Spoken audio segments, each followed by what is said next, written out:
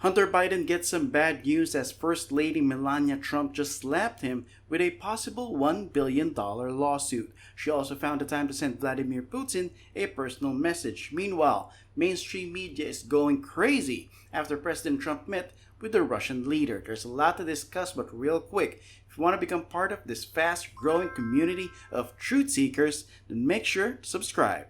Here's the statement on behalf of the lawyer for the First Lady. Failure to comply. She wants him to retract the statement, okay? Failure to comply will leave Mrs. Trump in no choice but to pursue any and all legal rights and remedies available to her to recover the overwhelming financial and reputational harm that you have caused her to suffer. They call this extremely salacious. Retract it now. And I think Hunter Biden was on a YouTube show just yesterday, perhaps, and he said in response, blank that. Just to get you up to speed, Hunter Biden said that First Lady Melania Trump was introduced to the president by Jeffrey Epstein, something that Melania has denied since the timeline doesn't even make sense. Now, as far as we know, this lawsuit would cost Hunter $1 billion. And with his painting suddenly losing all of its value, not in any way connected to his dad not being in the White House anymore, it's hard to imagine how he'd even start to pay for this. Hunter Biden is known to be in tough financial straits. He was suing people left and right, including for defamation, as sort of a scorched earth approach when his father was president. He's abandoned many of those lawsuits, and the reason cited is he doesn't have any money to pay his lawyers. So this is not exactly welcome news for Hunter Biden. You really have to ask Hunter where all of his money went, especially since it's public knowledge that he was making more than $80,000 a month when he was on the board of a Ukrainian energy company, a position that some say he earned by simply having Biden as his last name.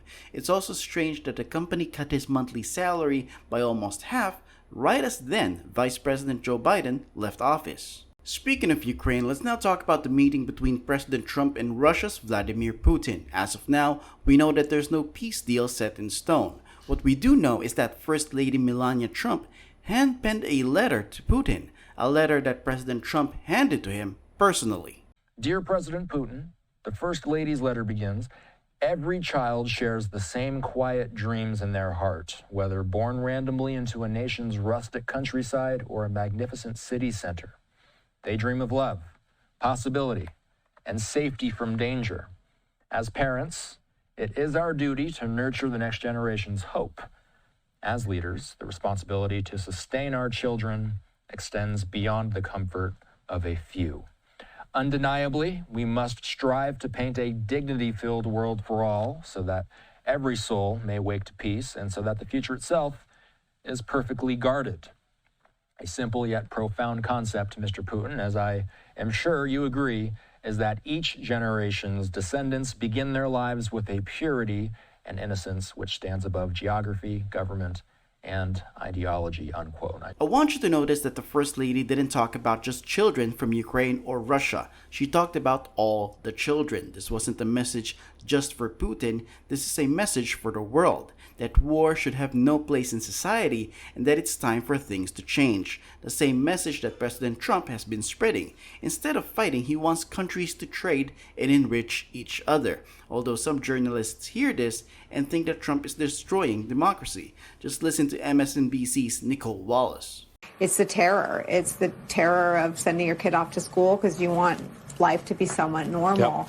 Yep. But you know that any day Russia could bomb anywhere in Ukraine. I mean, it's watching them scrape and struggle to get an American president who supported them to give them all the weapons they needed to go toe-to-toe with Russia.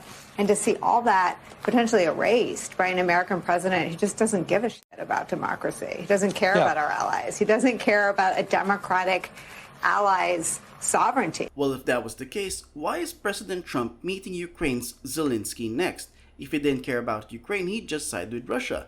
But he's trying to find a common ground where both countries can agree, so that peace can finally be achieved.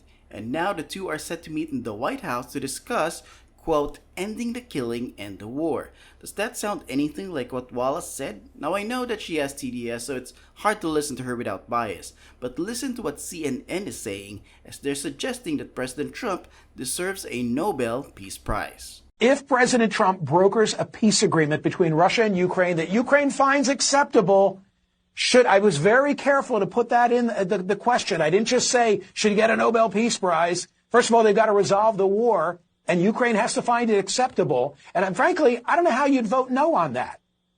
I don't know how. I'm prepared. Let me just say this. I proved this to you last week on air when I covered my eyes and Catherine asked me to predict, what's the outcome of the poll.